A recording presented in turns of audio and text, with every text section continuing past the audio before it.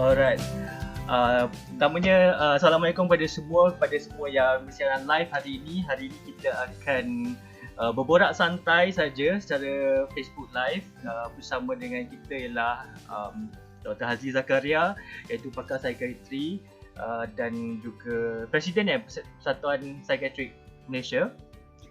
Okay, hari ni kita just sekadar borak santai dan juga untuk sharing pengalaman tentang apa yang berlaku sepanjang Perintah Kawalan Pergerakan ini dan bagaimana ia memberikan kesan kepada kita semualah. Dan saya rasa sejak daripada awal lagi, malah sebelum Perintah Kawalan Pergerakan lagi, apabila virus wabak COVID-19 ini mula tular di Malaysia, dia telah pun memberikan kesan emosi dan juga fikiran dan juga tingkah laku dari segi mental yang tidak baiklah kepada kita semua, sebab semua orang berada dalam keadaan stres dan ketidaktentuan. Jadi hari ini inilah masanya untuk kita sama bincang. Kita ada bersama dengan Dr. Hazli tentang apa pengalaman kita semua dan mungkin bertukar pandangan dan pengalaman dan fikiran tentang apa yang berlaku. Thank you. Terima kasih kepada Azri sebab memberikan idea untuk kita bersembang santai tentang topik yang relevan dengan kita sekarang kan, iaitu COVID. Kita kata kita dah hari, tapi kita dengar bukan pendapat lah, lebih pada apa yang berlaku pada diri kita bila kita dipaksa untuk berada di rumah kerana mematuhi peraturan kawalan pergerakan. Ya? Setiap orang berbeza-beza kan dia punya kesan dia. Ada tak siapa-siapa yang rasa macam happy? Azri rasa ada tak orang yang happy sebab ada MCO dia? Ada, betul. Ada, betul. Tapi orang yang sebelum ni dia suka duduk kat rumah, tak campur dengan orang, bekerja daripada rumah. Tetapi pada masa ini, diorang tidak selesa kerana terlalu ramai orang berada di rumah. Ya. Betul. Membuatkan mereka selesa tu sebab mereka lebih suka yang tak bising, buat kerja seorang-seorang, tak perlu jaga diri diorang tu, biar dia buat je. Kalau ada orang tu, diorang kena jaga percakapan diorang, jaga nak cara diorang nak duduk macam mana, sebab diorang sebenarnya diorang kisah apa orang kata pasal diorang, sebab tu diorang lebih suka duduk berasing, duduk sendiri kan. Tapi bila ada PKP ni, bila ramai orang yang tak sepatutnya ada waktu tu di rumah ada, dan menyebabkan diorang rasa diorang yang pula ada dah invade diorang punya privacy yang selama ini. Itulah yang diorang suka kan. Jadi tambah pula bila ramai yang duduk kat rumah tu, orang lain tu akan komplain, aku tak suka betul lah duduk tadi, padahal dia suka kan. Jadi itu pun kadang-kadang boleh mengganggu diorang juga. Itu mula-mula macam mana orang yang tak suka pun rasanya kan, Azri. Lepas yang kedua tu, masuk minggu ketiga tu, saya rasa orang yang sebelum ni suka duduk kat rumah pun dah mula tak suka duduk kat rumah, saya rasa. Saya sebenarnya saya teringat kepada baru-baru ni saya ada video call dengan kawan saya daripada Indonesia ya. Mereka pun di Jakarta, mereka pun sudah mula work from home. Jadi bila kita mula bertanya khabar tentang macam mana, enak enggak enak kan. Saya cakap 3 hari je enak. Kan? Lepas hari keempat sudah tak enak lagi. Jadi itulah penerimaan dan cabaran setiap orang tu lain kan, terutama dalam household yang berbeza. Ada yang mungkin tidak ada privacy di dalam rumah, dan itu pun menyebabkan apabila kita berhadapan dengan orang yang sama saja dalam waktu yang dalam tempoh Perintah Kawalan Pergerakan ini, maka akan menimbulkan kemungkinan untuk berselisih faham lebih tinggi dan tidak ada sebab kalau macam waktu biasa kan kita ada ruang untuk keluar untuk dapatkan personal space kita kan, but pada pendapat saya lah mungkin dalam setengah household itu tidak ada, tak boleh. Jadi itu pun saya rasa kesan lah yang saya mula nampak. Tapi Azri sendiri macam mana? Saya setakat ini masa awal-awal tu sebenarnya ambil masa lah juga untuk menyesuaikan diri kan. Tapi mungkin kita bersyukur sebab kita mempunyai ruang di rumah yang selesa lah kan, dan kita tahu tak semua ada keselesaan itu kan, dan terutamanya apabila macam contohnya sekarang ini kadang-kadang kita take for granted kan apa yang kita ada connection internet, dan sometimes ada berada di rumah itu adalah satu kadang adalah luxury untuk setengah orang.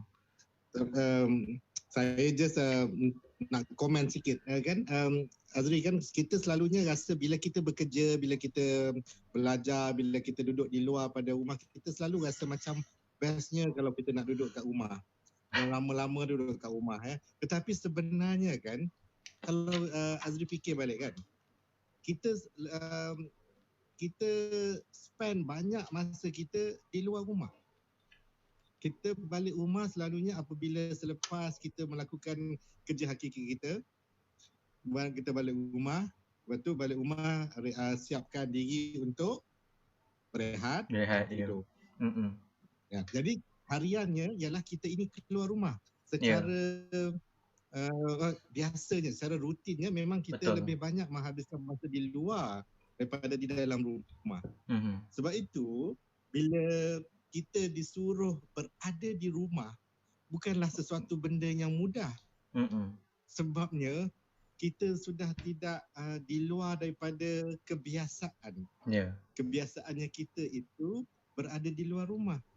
Kita sebenarnya macam juga yang lain-lain. Cuba kita tengok kan, macam walau kita manusia bukannya haiwan kan, tetapi kita macam itu juga. Ya, mana cuba kita tengok kalau kita tengok burung dia tak duduk lama-lama dalam sarang dia.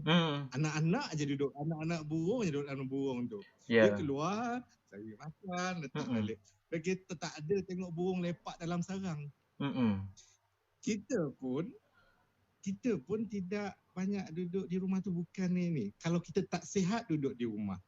Kalau tidak, kita memang ada di luar rumah. Paling-paling tidak pun keluar rumah, lepak di kedai mamak, lepak di bawah apartmen, lepak di mana, sebab tidak berada di rumah itu adalah kebiasaan kita. Jadi bila kita diminta berada dan wajib pula untuk kita duduk di rumah itu satu benda yang tidak mudah, dan itu yang kita lihat ramai pada permulaannya PKP ni sampai kan susah untuk kita nak minta diorang tu duduk di rumah, sebabnya kita nak ubah kebiasaan hidup kita. Dan itu yang susah, dan ada guna cara-cara macam-macam untuk nak keluar juga tu. Dia buat lah macam ni, macam-macam. Jadi kan untuk yang masih lagi essential service tu kan, servis-servis yang masih dibenarkan untuk tu, mereka tidak terasa sangat sebab mereka masih lagi boleh keluar untuk bekerja. Kita bukan cakap pasal yang frontliner, orang yang depan tu, dia orang tu lain lah pula, sebab setiap kali dia orang pergi bekerja tu adalah salah macam satu bentuk cabaran yang amat besar ya, walaupun dia tahu tanggungjawab mereka untuk kita juga, tetapi dia tahu dia orang berhadapan dengan cabaran yang boleh menjadi punca mereka hilang kehidupan mereka kan. Jadi itu lain lah. Tapi yang macam essential, saya cakap daripada diri saya sendirilah, walaupun jadi memberikan perkhidmatan psikiatris ni dia consider essential service tapi bukan frontliner. Jadi saya masih lagi pergi jumpa pesakit dekat klinik apa semua. Jadi saya sebenarnya tidak terasa sangat yang kesan daripada PKP ni berbanding dengan isteri saya yang dia duduk dekat rumah. Sebelum ni dia pergi keluar mengajar tapi dia sekarang kena duduk dekat rumah. Jadi dia yang terasa sangat kesan daripada PKP ni. Tambah pula dia kena mengawasi anak-anak saya yang ramai tu yang bagi dia orang enjoy sepanjang dah 3 minggu ni. Tanya dia orang macam mana? Oh best dia. Tapi orang dewasa yang saya rasa lebih terkesan disebabkan oleh PKP ni. Dan dia punya kesannya pada dia orang punya emosi dia orang dan buatkan dia orang rasa tak senang duduk kat rumah tu. Saya dan itulah yang buatkan masing-masing masing-masing mencari cara, mencari kaedah dan strategi yang berbeza untuk mereka cuba nak mengatasi ataupun nak berhadapan dengan ketidakselesaan mereka tu. Ada yang buat apa? Ada yang setiap hari dia keluarkan resepi masak dia. Dia tunjuk, ambil gambar cantik dia. Ada orang dia tunjukkan dia punya rutin harian dia, exercise dia ni. Ada juga yang hobi dia, hobi baru dia punya TikTok dia kan. Ada je TikTok yang dia keluar setiap beberapa tu. Jadi sebenarnya ramai orang kebanyakannya tidak selesa dan mereka menggunakan kaedah yang berbeza-beza. Ada yang sihat, ada yang amat sihat, ada yang kurang sihat. Tetapi setiap orang ada caranya. Kalau tidak dia orang akan lebih terkesan daripada perintah kawalan pergerakan ni. Mengikut mengambil daripada apa yang dikatakan tentang semua orang ada cara yang berbeza untuk bagaimana mengatasi kesan emosi dan juga fikiran di dalam PKP ini. Pada minggu pertama PKP ini saya melihat bahawa ramai sebenarnya menyimpan rasa stres mereka, menyimpan rasa kemarahan mereka lah mungkin kan. Kerana saya nampak dari segi tingkah laku online apa yang online behavior itu pada minggu pertama itu agak menakutkan bagi saya. Kerana saya menjadi pemerhati netizen dan kadang-kadang netizen macam dia senang nak trigger dengan benda yang kecil. Dia senang benda. Kadang-kadang benda tu kalau kita fikir dengan benda secara rasional pun sebenarnya tak ada apa. Tetapi oleh kerana mereka mahu they need someone to blame. Mereka mahu menyalahkan, mereka mahu meletakkan beban kepada satu perkara yang lain. Maka dengan itu kalau kita tengok media sosial menjadi satu tempat yang sangat negatif untuk melepaskan rasa tekanan di dalam jiwa. Jadi dia akhirnya itulah yang kita nampak cyberbully yang berlaku kerana ramai yang tidak dapat keluar. Dunia mereka adalah phone. Dunia mereka ini adalah phone. Di sinilah mereka menyatakan frustration mereka, ketidakpuashatian mereka dan semua. Jadi adakah ini salah satu daripada kesan negatifnya dan macam mana untuk kita mengatasi perkara tersebut? Okey. Saya rasa yang Azri punya observation tu memang ada kebenarannya sebab kita nampak mereka rasa tidak selesa. Rasa tak selesa, mungkin dia orang rasa risau tentang COVID ni risau juga kesan daripada MCO PKP ni macam mana nanti, banyak dia orang dah mula fikirkan masa depan dia orang. Semua benda-benda tu adalah satu benda yang tidak seronok, yang buatkan kita risau, buat kita rasa takut, buatkan kita tak senang duduk. Jadi kalau kita teruskan fikir benda-benda yang tak pasti itu dan buatkan kita tak selesa dan menyebabkan kita lagi rasa terkesan daripada COVID ni, daripada PKP ni. Jadi kita mengalihkan pandangan kita, pemikiran kita, fokus kita kepada satu benda lain. Ada orang dia guna benda yang positif, ada orang dia gunakan social media ini sebagai satu jalan cara penyelesaiannya untuk dia displacekan perasaan yang marah tu, perasaan tak puas hati tu, perasaan kecewa tu. Dan sebab itu kita perasan kadang-kadang orang yang kita kenal ni tak pernah pun keluarkan komen-komen yang macam tu. Bila semasa PKP ni menjadi semakin pedas pula ayat-ayat yang diletakkan di dalam social media dia tu. Jadi kita nampak dia secara tidak langsung dia dah displacekan dia punya kesan ataupun perubahan emosi dia itu kepada sesuatu benda lain yang menjadi fokus yang mana tidaklah memberi kesan yang negatif kepada diri dia. Jadi orang lainlah yang terkena. Dan satu lagi kita perasan juga bila dia cakap komen ke apa-apa yang dekat Facebook ke dekat Twitter ke apa kan, kita boleh letak saja, boleh cakap saja apa-apa sebab kadang-kadang dia punya account tu anonymous pun. Jadi kan kalau fake account memang banyak. Rasa selamat lah. Padahal sebenarnya dia marah dekat dia punya wife, dekat suami dia, tapi dia bantai lah siapa-siapa yang ada ada mengingatkan ataupun gambar muka hidung ke sama dengan hidung suami dia, kena bantai juga tu. Benda-benda ni berlaku kan kadang tanpa kita sedar pun.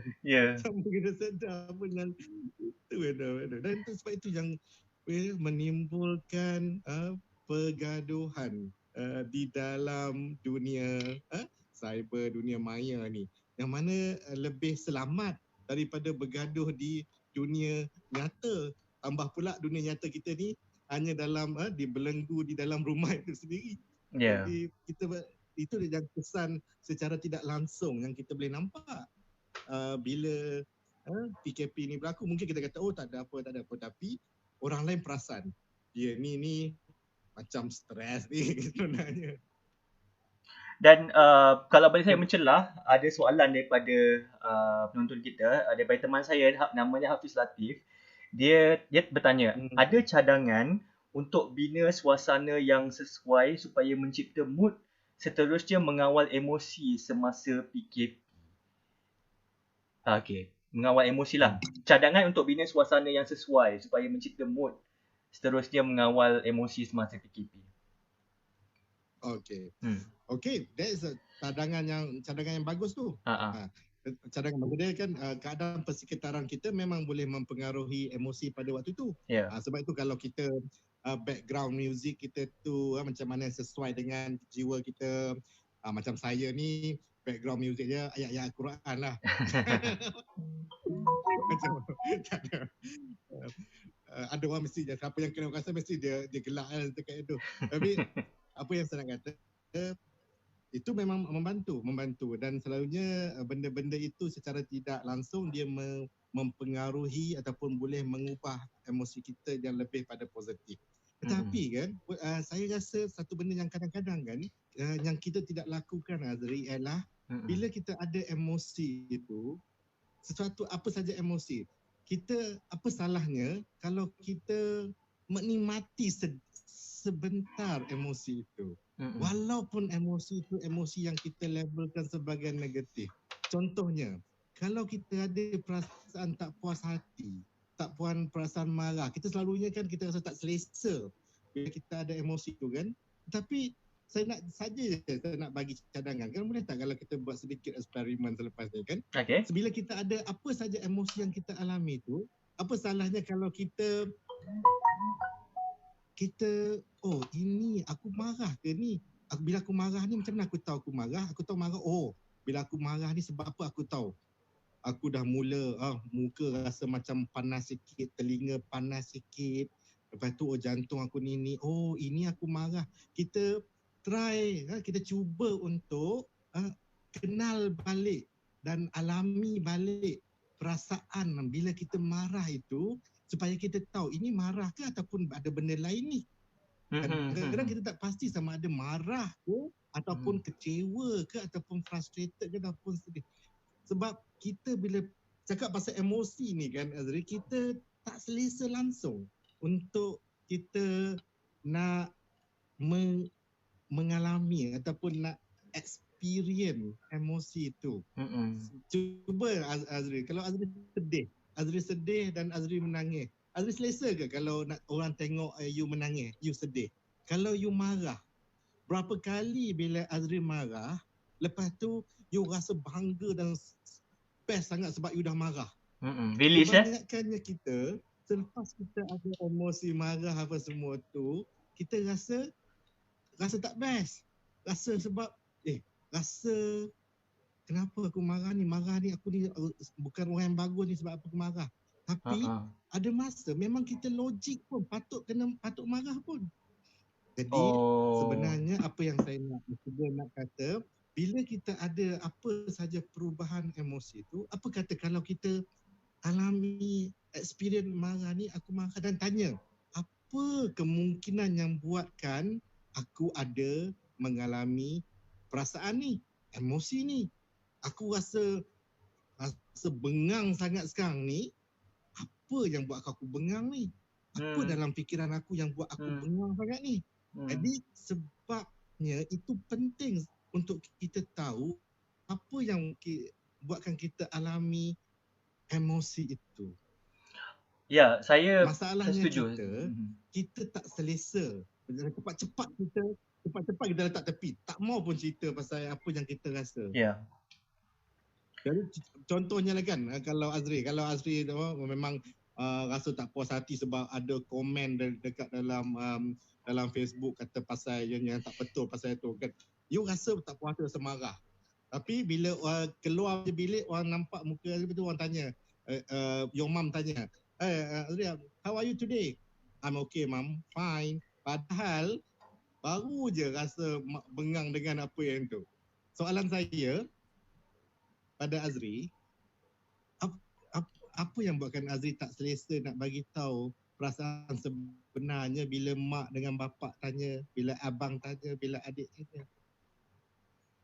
Kalau bagi saya lah, macam saya rasa mungkin kadang-kadang saya pun berada dalam situasi tersebut ya, dan tidak mahu untuk bercakap dan mungkin berhadapan dengan emosi. Sometimes ada waktunya mungkin ada setengah-setengah orang mahu mengendalikan atau menguruskan emosi secara bersendirian, kerana emosi, fikiran dan perasaan ini adalah sesuatu yang sangat peribadi dan kadang-kadang disebabkan oleh banyak faktor dalam hidup kita.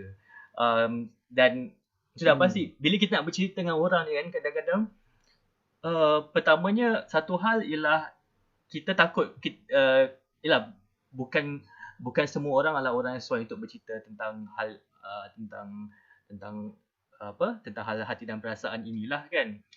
Kerana pertama mungkin kita harus mendedahkan sebab di sebalik kenapa kita merasai suasana perasaan tersebut, dan sebab itu adalah mungkin sebab yang kita mahu simpan dan we feel kita tidak mahu expose lebih banyak tentang diri kita. Mungkin sebab itu saya rasa. Okey, betul sebab apa kita takut nanti kalau kita cerita pasal tu, orang mula membuatkan andaian, membuat dia dah label kita ni macam mana. Takut kena judge lah. Kita takut orang judge kita. Okey. Dan kita sanggup simpan. Dan bila orang tanya how are you? How do you feel? What's apa perasaan ni? Dalam bahasa Malaysia kita lagilah kita tak pernah nak tanya, tapi kita tanya juga apa engkau rasa apa? Kita selalu tanya apa pendapat engkau fikir apa? Kita jarang tanya apa. Kita tanya selalunya engkau rasa apa bila rasa makanan je lah. Rasa ni sedap ke tak sedap, rasa itu kita tanya. Tapi bila kita cakap tentang perasaan, pasal emosi, kita jadi tak selesa. Kita rasa nanti kalau kita cakap benda betul, orang mungkin akan pandang lain pada kita. Contohnya lah kalau betul-betul Azri waktu tu tengah sedih. Lepas tu cubalah kalau Azri nak buat satu eksperimen kan. Kalau lah kawan-kawan tanya Azri, Azri, how are you today? And then you tiba-tiba cakap, I'm not okay. And then rasa-rasa macam apa respon kawan Azri tu? Terkejut dia. Sebabnya dia tak expect you akan bagi tahu tak okey. Dia selalunya expect you semua cakap okey saja. Sebab macam tu pun kita tak selesa bila nak cakap pasal emosi kita, dan orang pun tak selesa bila kita mula nak cakap pasal emosi. Sebab kita tidak selesa benda tu. Dan sebab itu bila kita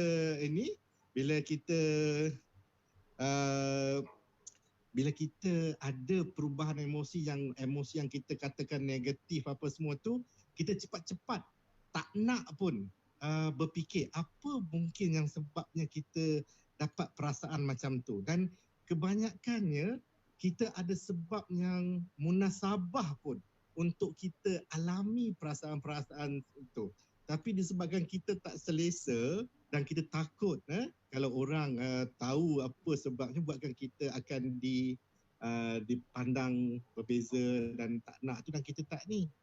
Sebab itu kita sentiasa menipu perasaan sendiri, dan kita akan tunjuk dalam bentuk yang berbeza. Kita akan tunjuk dalam perbuatan kita akan jadi itulah, keluarkan komen-komen yang boleh kita marah, instead of kita address, kita tanya diri kita apa yang buat kita marah ni, tetapi kita menidakkan perasaan itu sebab kita rasa marah itu tidak bagus. Marah itu adalah satu benda yang emosi yang tak bagus. Siapa kat sini yang rasa marah tu bagus? Memang tidak ada sebab siapa yang bagi tahu kita marah tu okey. Sebabnya sentiasa kita telah diajar marah itu tidak bagus. Tetapi tanpa kita sedar, kita ada sebab kenapa kita marah. Bukan senang-senang saja untuk Azri, in your case kan. Azri bukan senang-senang untuk nak marah. Susah, sangat susah. Bukan orang yang menunjukkan emosi. Jadi benda-benda itu jadi. Tetapi kita bertanya balik, apa tujuan emosi ni sebenarnya? Jadi sebenarnya emosi ni kan Azri, dia salah satu cara kita untuk nak berkomunikasi. Kalau kita sebelum kita boleh guna perkataan untuk kita cakap apa yang kita nak, apa yang kita kita gunakan apa? Gunakan emosi. Bagaimana? Emosi sebabnya sebelum kita boleh ada perkataan, bila kita tak puas apa-apa, kita nak apa-apa, kita menangis. Kalau kita ni senyum. Jadi ayah dengan mak kita belajar. Kalau kita happy, dia buat lagi. Kalau kita marah, dia cepat-cepat cari kenapa kita menangis. Sebab waktu kita kecil, kita marah, kita menangis, kita sedih, kita menangis, kita terkejut, kita menangis. Jadi semua benda tu buat sama ayah kita tahu, dia communicate dengan kita communicate dengan dia. Tetapi jadi cuba Azri tengok, bila kita dah boleh besar sikit, bila kita dah umur 3-4 tahun, kita dah boleh cakap. Lepas tu bila apa kata kalau waktu kita menangis pula, selalunya kita apa yang nasihat yang kita dapat? Contohnya lah kan, Azri pernah tengok kan, kalau orang tu dia ada anak kecil untuk 5 tahun, 6 tahun, dia nak makan aiskrim kat McDonald, mak ayah dia bagilah. Tu dia lepas tu dia nak lagi. Dia tak ada, mak ayah kata tak boleh lah. Lepas tu dia mula menangis. Lepas dia menangis tu selalunya mak ayah dia kata apa? Ada ke dia kata ada tak dia kata menangis lagi. Menangis lagi. Tak ada. Lepas tu dia marah, dia kata stop. Jangan menangis. Tak baik menangis. Menangis okey. Menyusahkanlah kau ni. Menangis sikit-sikit, menangis sikit-sikit. Jadi budak tu belajar yang kata menangis, sedih itu emosi yang tak bagus. Kita berhenti daripada menangis. Lepas tu dia siap kata, engkau ni lah menyusahkan. Next time aku bawa abang kau ni tak minta aiskrim, minta satu makan dah cukup. Dia tak menangis pun. Jadi tanpa kita sedar, kita dah diajar supaya melabelkan menangis itu satu perbuatan yang tak baik, sedih itu satu benda yang tak baik. Sampai ke besar kita masih percaya. Saya teringat kepada filem apa sedih, kita Pizza. yang menyatakan tentang bukan semua emosi itu sebenarnya ada label emosi yang bagus, emosi yang tak bagus. Kadang-kadang emosi yang tak bagus ni sebenarnya emosi-emosi yang sedih ni perlu dalam kehidupan kita. Memang perlu sebab memang perlu, kalau tidak Allah tak bagilah emosi-emosi, dia dah built in our body, our head, our body ni untuk kita ada emosi tu. Sebab tu semua emosi ni adalah neutral. Emosi sedih, emosi gembira, emosi itu semua tu neutral. Kita yang melabelkan dia sebagai negatif apabila kita telah diberitahu bahawa emosi yang negatif. Cuba Azri bayangkan kanak-kanak yang nak aiskrim tu lepas dia menangis kan, dia guling-guling dekat Ion Jasco, dekat Ion. Lepas tu rasa-rasanya mak ayah dia akan buat apa? Dia akan kata, marah ni kau ni, marah ni apa ni? Tak baik marah berdosa. Ni anak syaitan ke apa yang marah ni? Jadi daripada situ, sebab itu kita tak pernah rasa yang bila marah tu kita tak pernah pun memberi peluang untuk kita memberi sedikit masa untuk kita fikir, apa sebab aku marah ni? Okey. Patut tak aku marah? Logik tak aku marah? Jadi saya rasa itu yang penting. Kadang-kadang ambil lagi masa sebelum kita terus menyalahkan diri kita ni yang kata kita tak patut marah apa semua tu. Tak patut. Sama juga dengan bila kita ada COVID ni kan, kita rasa takut. Takut logik sebenarnya. Memang kita patut takut pun. Bila kita ni sebabnya kita akan takut apa jadi pada kita, apa semua tu. Sebenarnya bila ada krisis, pandemik apa semua, memang patut ada perasaan takut dan anxiety tu perlu ada. Masalahnya, bila kita tak ada anxiety, kita ada perasaan takut itu, itulah yang kita tak boleh duduk kat rumah tu. Yang kita rasa kita keluar pun tak mungkin lah akan terjangkit. Okey, cakap pasal anxiety kan. Kalau saya boleh mencelas kejap. Ada soalan daripada Hafiz. Dia berkaitan dengan anxiety. Katanya kan, ada orang mungkin tak pernah rasa anxiety attack sebelum ini. Tapi situasi semasa membuatkan tiba-tiba rasa sangat takut untuk keluar rumah walaupun hanya untuk buang sampah atau beli barang dapur. Jadi macam mana nak redakan ketegangan perasaan ini? Ini menarik sebab apa? Pada hari dia pengumuman Perintah Kawalan Pergerakan itu, apabila saya lihat PM umumkan di kaca televisyen dan kemudian saya naik ke bilik saya lah, bila saya dah berseorangan, secara saya tak sedar saya berasa anxiety. Kerana ini satu benda yang saya tak pernah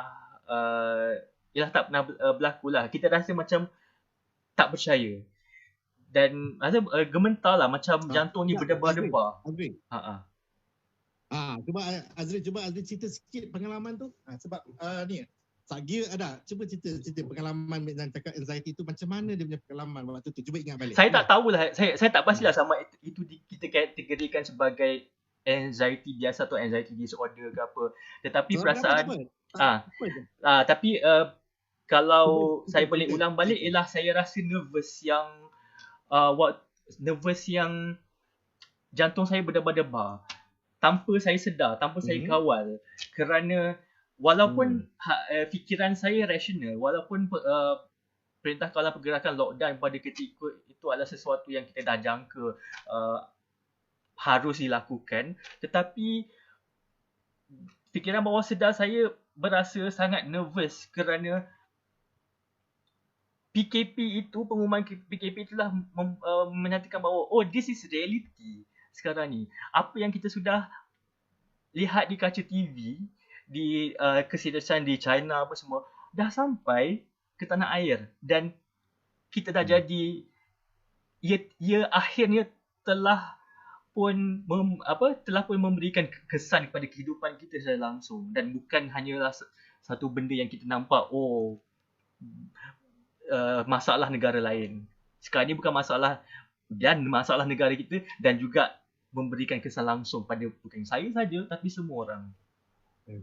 Ya, betul. Sebabnya kan apa yang salah yang saya tanya tu bukan apa, itu saya nak tengok sama ada saya tahu Azri tak ada pun, tak adalah nak kata, saya cuba nak tengok, nak check ada panic attack ke tidak. Okay. Sebab panic attack ni adalah kita selalu guna perkataan panik tu kan. Aku panik tadi, aku panik lah. Aku jumpa bos tengah dia tangkap aku Panic buying lah. isap rokok dia tu, aku panik. Panik. Panic Jadi buy. panik tu sebenarnya kadang-kadang definition ataupun terma yang kita gunakan itu tidak menggambarkan apa, setiap orang berbeza-beza. Kadang-kadang dia gunakan perkataan panik tu tidak refer kepada panic attack yang mana orang yang ada penyakit anxiety ada. Itu yang selalunya yang ini. Jadi sebabnya bila kita yang ada sedikit perubahan pada diri kita, macam Azri alami tu kan, ada jantung berdebar sikit, lepas tu ada rasa macam tak senang duduk, banyak fikir, banyak lepas tu rasa macam itulah tak tenang, kena bergerak sana tak boleh tu. Itu memanglah sebahagian daripada macam anxiety, tapi itu bukan ke tahap yang dialami oleh mereka yang ada penyakit. Tapi masalahnya kita tidak ada term lain yang kita gunakan untuk nak bezakan yang mana pengalaman yang biasa orang biasa alami dengan pengalaman yang dialami oleh mereka yang sudah dikategorikan sebagai pesakit. Sebab itu kadang-kadang yang bila kita cakap pasal panik itu, ramai guna perkataan panik, tapi pengalaman yang dia maksudkan panik dia alami itu berbeza sangat-sangat dengan orang yang ada panic attack disebabkan oleh anxiety disorder, macam panic disorder, apa tu yang macam itulah bila dia ada spesifik fobia naik kapal terbang, masuk dalam lift apa, fobia dia dapat panic attack. Panic attack dia tu amat menakutkan. Jadi itulah kadang-kadang disebabkan oleh terminologi yang kita gunakan tidak tepat dan orang tidak boleh nak merasai sebenarnya betapa teruknya apabila seseorang yang ada penyakit anxiety itu, panic attack dia tu memang amat takut. Sama juga macam katalah kita kan dapat tahu yang kita ni pernah terdedah dengan orang yang pernah ada kontak lah dengan ada orang yang dah positif waktu tu, dan kita pula diminta kan untuk pergi ambil test nak tengok positif ke tidak, dan kita kena tunggu masa juga kan untuk nak tahu positif ataupun tidak tu. Azri boleh bayangkan tak kalau kita berada pada keadaan itu? Berada keadaan itu di mana kita duduk seorang-seorang di dalam dekat rumah yang nak tunggu lagi positif ke tidak ni. Itu pun amat itu memang boleh jadi anxiety yang teruk. Tapi setiap orang berbeza-beza juga. Jadi sebab itu yang kita sebenarnya kalau bila orang yang bercerita tentang dia punya apa yang dia alami, emosi apa yang dia alami, apa yang dia fikir, kalau boleh kita dengar dulu, kita biar orang tu cerita. Macam tu lah, macam kita tanya Azri, cuba cerita sikit macam mana sebenarnya ni, berdebar-debar tu macam mana, cuba cerita sikit. Apa lagi yang ni rasa. Jadi kita bukannya, maksudnya kita memberi peluang orang tu bercerita, dan lepas tu dia sendiri pun rasa ini macam ni tak teruk sangat yang ni. Daripada kita cuba nak letak tepi cepat-cepat dan kita tak nak. Sebabnya kalau kita elakkan dan tak nak merasai kita punya perubahan badan berkaitan emosi itu, buatkan kita jadi lagi takut sebenarnya. Itu yang pentingnya untuk kita memberi peluang lah untuk kita rasa aku rasa berdebar-debar jantung ni macam mana ni jantung. Sebabnya kita risau takut apa? Takut kita tak tahu apa punca yang kita alami macam ni. Sebab itu yang not knowing what is going on tu amat menakutkan. Ketidakpastian tu amat menakutkan. Tak tahu yang apa tu memang buatkan kita tu. Sebab itu yang dia kata, kalau pula orang tu yang memang jenis dia memang sebelum ini pun dia memang orang yang mudah risau, yang memang jenis yang perfectionist apa semua tu, waktu yang dalam keadaan sekarang ni agak mencabar untuk dia orang. Tak semestinya dia orang ada anxiety lagi tu. Belum lagi semestinya ada penyakit ke apa-apa. Yang dia orang punya karakter tu sendiri pun menyebabkan mereka ini mudah mudah untuk mereka berfikir lebih daripada orang lain. Overthinking lah. Overthinking tu yang dia akan cakap pasal ulang balik. Overthinking sebab di dalam Instagram saya ada buat pertanyaan lah tentang kutipan suara tentang apa cabaran yang anda hadapi sepanjang tempoh kawalan pergerakan ini. Antara reply balasan saya dapat ialah overthinking. Ada yang ada yang cakap tak boleh kerja di rumah, cabaran seperti cabaran sebab mungkin kelengkapan tidak ada. Jadi bila kita overthinking itulah saya rasa menyebabkan, adakah itu yang menyebabkan semakin parah lagi situasi emosi kita? Okey, jadi yang overthinking itu dia berlaku secara satu benda yang orang tu tak boleh kontrol. Sebabnya fikiran yang datang itu diorang tidak boleh kontrol sebab yang diorang rasa diorang perlu fikir dan benda ni penting, sebab tu diorang perlu ni. Mana pula tak penting, ni tentang keselamatan ni, tentang hidup. Takkan tak fikir pula kan? Takkan tak fikir pula, takkan tak boleh fikir. Tetapi sebenarnya kadang-kadang benda itu dia nampak macam penting sangat untuk kita fikir pada masa itu juga. Dan membuatkan kita terus berfikir. Lepas tu yang masalahnya, kita memang tidak boleh halang fikiran itu datang. Tetapi kita boleh kontrol berapa lama kita nak spend masa untuk fikir pasal benda tu. Itu kita boleh kontrol sebenarnya. Masalahnya, kita tidak kontrol benda tu. Kita terus melayan sampai kita rasa penat dan masalahnya kita tidak boleh selesaikan pun apa yang kita risaukan tu. Jadi menyebabkan kita rasa lepas tu rasa lagi lama kita panggil ruminating lah kan, lagi lama kita duduk ni, lagilah kita rasa kita tak boleh nak selesai, lagi buatkan kita rasa tak selesa. Tak selesa. Kita rasa lepas tu penat. Lepas tu kita tanya, kenapa aku penat ni, tak buat apa pun. Duduk kat rumah je, tak jual apa-apa. Sebabnya kita tidak sedar bila kita berfikir, bila kita risau, itu adalah salah satu bentuk pekerjaan.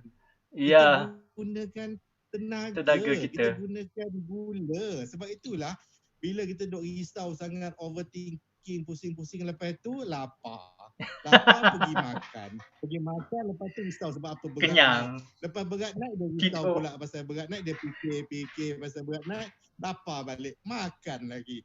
Tengok pula Facebook, tengok tu kawan-kawan duk buat resepi masak macam-macam. Lepas tu dia tak pandai masak, dia pandai buat apa? Pandai call Food Panda, Food Grab, macam-macam. Semuanya disebabkan oleh overthinking yang dia ada tu. Jadi daripada satu isu berpindah randah kepada isu lain. Sampai tak asalnya benda yang pertama yang dia fikir tu tak selesai pun. Tapi dia berkecah, jadi benda-benda lain masalah kepada masalah ni. Jadi benda yang asalnya sebenarnya macam kita kalau boleh kawal fikiran kita, hanya fikir ini saja, selesai, sudah. Jadi akhirnya bila dah berantaian macam tu, sudah pasti kita ada benda yang kita kena buat kat rumah, kita ada tugasan, efek kepada produktiviti kita yang akhirnya sebenarnya kita tak buat apa-apa pun, dan kita rasa hairan akhirnya kenapa kita buat apa-apa, padahal kita bukannya sibuk sangat pun, tapi sibuk berfikir. Dan saya nak membawa kepada komen daripada Puan Rumaizah Abu Bakar. Puan Rumaizah. Itu Puan Rumaizah. Itu kawan saya tu. Kawan FB saya juga tu. Dia penulis buku kan? Saya baca buku dia. Travelog. Muslim Odyssey. Ini soalan dia, saya bacakan. Ramai yang cakap hari-hari semasa MCO ni macam bertindih-tindih. Tiada beza satu hari dengan hari yang lain. Saya memang biasa menulis tesis di rumah. Tapi sebab dah lama tak keluar dan jumpa orang, pace productivity terus jatuh merudum. Ada hari-hari yang tak produktif langsung. Kalau dulu sampai minggu pertama MCO, masih okey. Itu soalan. Itu dia punya statement lah. Sebab bila kita bila kita sudah berada di rumah kan, di rumah, lepas tu kita tidak lagi mengikut rutin harian kita. Kita sudah tidak ada jadual dan kita ada banyak masa.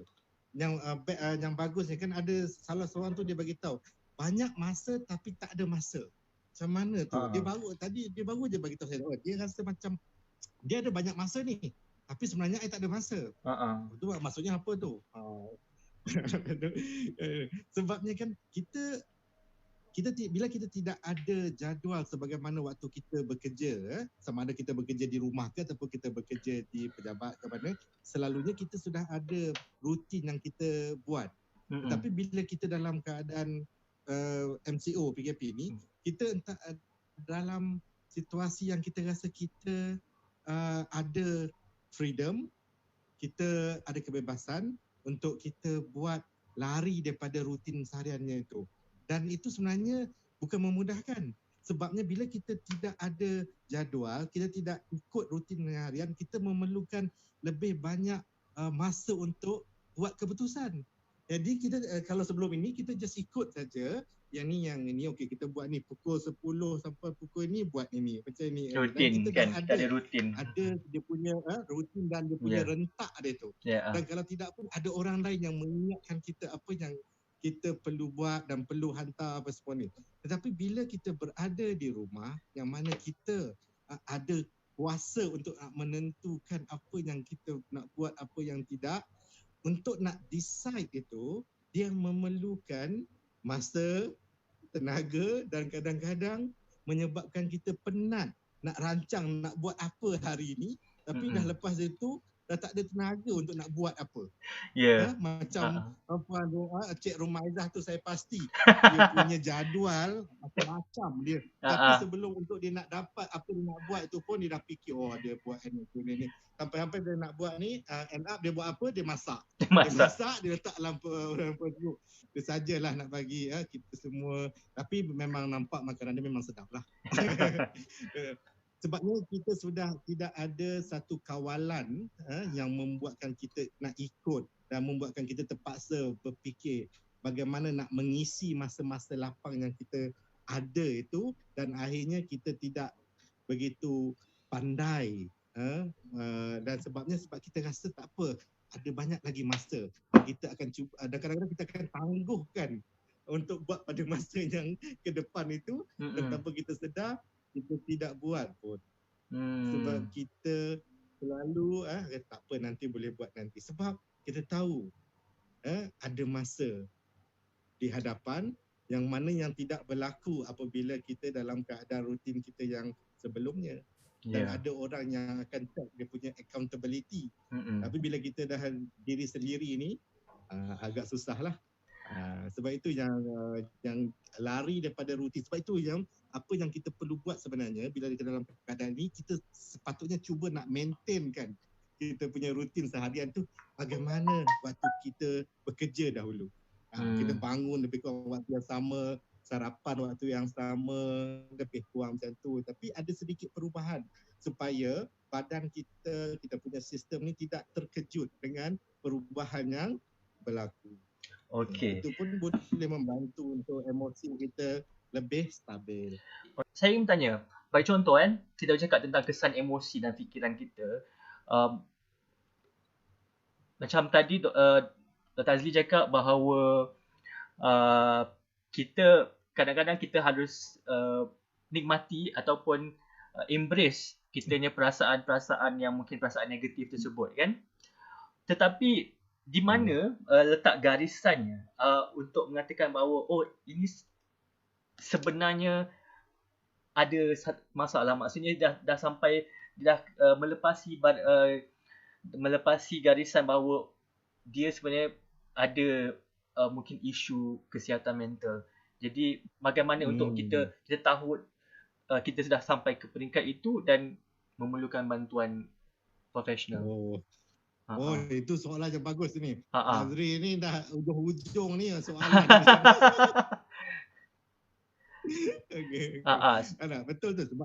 Betul sebab memang betul kita tahu macam contohnya macam saya katakan kita memang boleh, patutnya kita bukan menikmati lah, lagi menikmati tu kita dah macam dah ada elemen of sadistik lah pula, nak seronok untuk nak merasai embrace tu lah tak lah kan.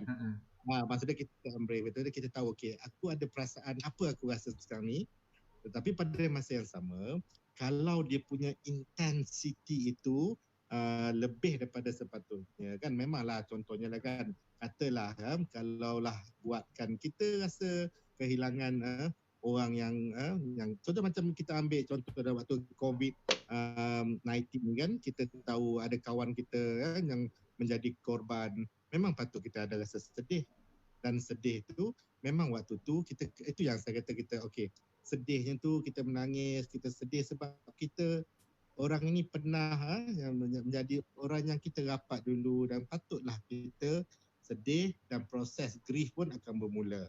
Tetapi kalau dah dan kita pula menangis lebih daripada dia punya husband, yang kita yang menangis terisak-isak lebih, menangis okey, dan ini maksud dia kita dari segi socially acceptable ke tidak, maksudnya kita berlebihan anggaplah berlebihan ataupun tidak, jangka masa panjang ataupun tidak. Dan yang lebih penting, dia sudah mula mengganggu ataupun mengganggu kehidupan kita ataupun tidak.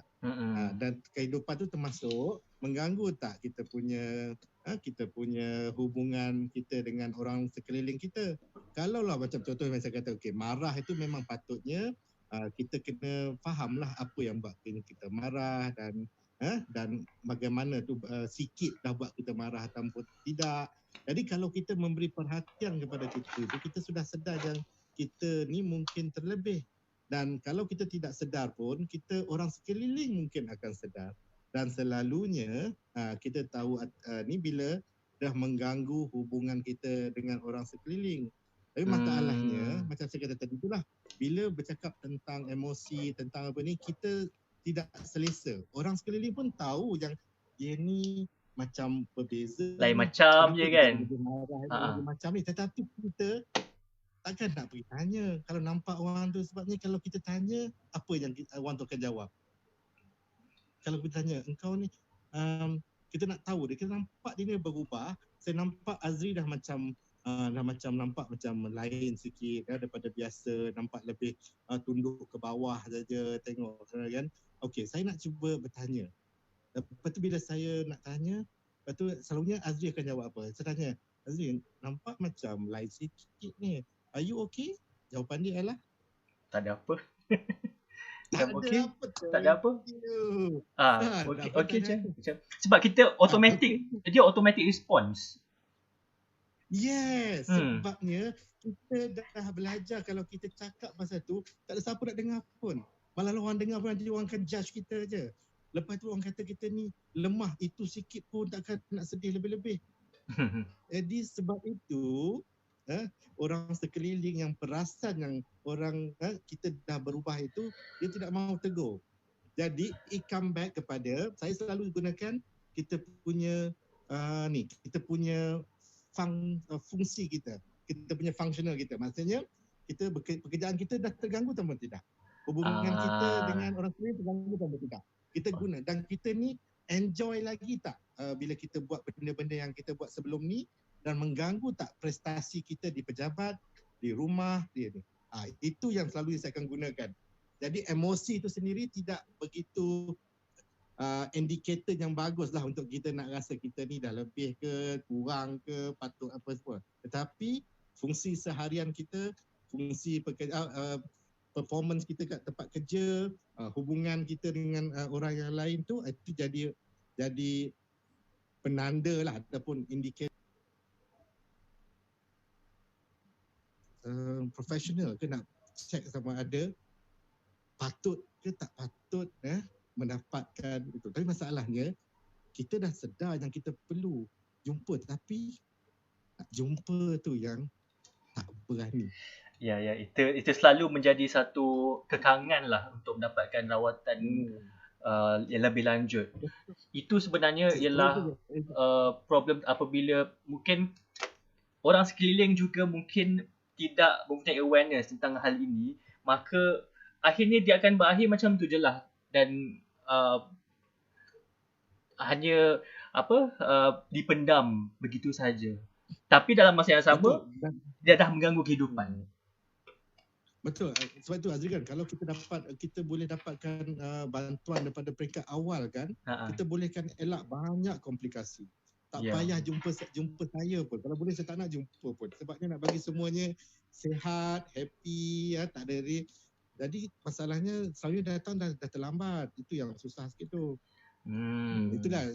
Jadi kita harapkan bila ada COVID ni kan, kita mula lebih selesa untuk bercerita tentang benda-benda macam ni.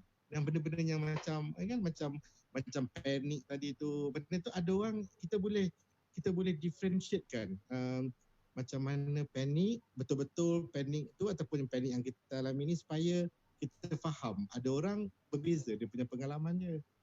Saya melihat ada hikmah di sebalik semua yang ini yang berlaku lah, kerana sudah pasti apabila lockdown berlaku di seluruh dunia, bukan saja di Malaysia tapi di tempat lain, memang dalam laporan akhbar banyak telah pun menyatakan kerisauan tentang berlakunya peningkatan masalah kesihatan mental, dan semakin ramai yang telah membuat kita telah mula bercakap dan kerana mungkin sebelum ni kita sibuk dengan kehidupan rutin di luar sehingga menyebabkan bahawa kita lupa untuk kita mengabaikan diri kita. Kita mengabaikan apa yang berlaku dalam perasaan diri kita, fikiran kita, dan ini adalah mungkin satu peluang untuk kita audit kembali, melihat kembali apa sebenarnya rasa kita, kerana kita tak ada gangguan lagi. Kan? Kita tak ada gangguan dari segi kehidupan yang kita bersendirian kan. Kalau boleh saya nak baca, ini ada komentar juga daripada Puan Rumaizah. Ini daripada balasan tadilah. Tapi dari segi state of mind, memang saya rasa lebih clear sebab Anchor membuatkan saya berfikir semula tentang hala tuju masa depan. Ya, betul. Kita pun tahu setiap apa yang berlaku ada hikmah dia kan. Kalau kita ambil peluang untuk ambil peluang lah untuk kita lihat di sebalik daripada apa yang berlaku itu. Tetapi kadang-kadang bukannya senang juga untuk kita nak menerima sahaja kan. Dan setiap orang berbeza-beza juga masa untuk mereka nampak dan mereka faham apa yang berlaku. Jadi kita menerima setiap orang itu ada cara yang berbeza, setiap orang itu ambil masa yang berbeza, dan yang pentingnya kita menyokong lah, kita support kita kan, jadi sebab itu salah satu benda yang kita boleh buat sekarang ini ialah kalau kita boleh memberi sesuatu, kita buat kerja-kerja. Sebab itu yang saya tengok ramai yang membantu frontliner buat PPE, buat apa semua tu sebenarnya adalah salah satu strategi untuk kita menjadi lebih kuat dari segi psikologi kita ni untuk nak menghadapi cabaran COVID, cabaran PKP ni. Jadi kalau kita ada sedikit lah, kita boleh bagi sedikit derma, kalau tak kita bagi itulah, kalau kita dengan niatnya kita buat itu untuk memberi, untuk membantu, itu pun saya rasa boleh memberi sedikit kelegaan kepada kita. Dan tak payahlah pula lepas tu kita war-warkan dalam sosial media apa yang kita buat, akan hilanglah dia punya reward yang kita mungkin boleh dapat. Dan satu lagi yang selalu yang kita kena ingat kan, kita ni sebagai manusia ni kita kuat sebenarnya. Resilient tu kita ada kekuatan untuk berhadapan. Cuma kita kadang-kadang takut sama ada kita cukup kuat ataupun tidak. Itu anxiety tu yang buatkan kita tidak. Tapi sebenarnya bila kita berhadapan dengan benda yang kita takutkan itu, kebanyakan masa kita boleh hadapi pun, dan kita mampu untuk meneruskan perjalanan itu. Jadi tapi bila kita fikirkan pasal benda itu yang buatkan kita takut dan rasa tak sanggup, dan menyebabkan kita tidak mahu menghadapi cabaran itu. Sebab itulah avoidant tu adalah kaedah yang selalu digunakan oleh kita yang tidak berani. Jadi jangan avoid, hadapi, experience it, embrace it. Maksudnya alamilah benda itu dan hadapi dia. Itulah alami dan yang hadapi. Kita perlukan. Dan kita yang penting kita tak perlu hadapi dan lakukan benda itu keseorangan. Kita kena buat bersama-sama. Itu yang kita perlu buat. Kita kena moving forward together. Apa pun saya nak ucapkan terima kasih kepada Dr. Hazli Zakaria yang telah sudi untuk meluangkan sedikit masa untuk berkongsi tentang topik kita, kesan kepada emosi dan fikiran kita tentang Perintah Kawalan Pergerakan ini. Sebenarnya bukan, saya suka Azri punya idea untuk kita bercakap tentang santai tentang yang berkenaan tentang benda-benda yang kita tak selalu cakap dan kita rasa tak selesa untuk cakap. Jadi benda yang kita takutkan ataupun tak selesa, kita perlu hadapi dan kita cakap benda ni. Saya rasa ini adalah satu topik yang penting, bukan saja pada ketika dan waktu PKP ini, sebelum ini pun malah lebih perlu lagi pada waktu inilah. Dan kadang-kadang perbincangan wacana tentang hal-hal tentang perhatian perasaan tentang kesihatan mental ni tak akses kepada society tu, tak sampai. Tidak semua orang mendapat maklumat tentang perkara tersebut dan kesedaran tentang perkara tersebut. Jadi ini adalah satu perkara yang saya lihat mungkin antara benda yang boleh dilakukan lah, kerana peranan semua orang untuk menyebarluaskan awareness, kesedaran bahawa setiap manusia itu ada perasaan dan perasaan mereka itu berbeza. Cara mereka menghadapi masalah, cara mereka berhadapan dengan situasi berbeza. Jadi kita haruslah menjadi manusia yang mungkin lebih memahami. Dan dengan itu kita tamatkan sesi PFB Live Borak Santai Perintah Kawalan Pergerakan, kesan kepada emosi dan fikiran kita. InsyaAllah kepada anda semua, dan mungkin boleh search di YouTube juga kalau nak tahu lebih tentang kesihatan mental. Banyak lagi video-video Dr. Hazli ada kat YouTube. Ada ke? Mana ada? Banyak ada. So ada. Dan terima kasih. InsyaAllah kita akan jumpa lagi dalam sesi akan datang. Terima kasih. Wabillahi taufiq wal hidayah. Wassalamualaikum warahmatullahi wabarakatuh.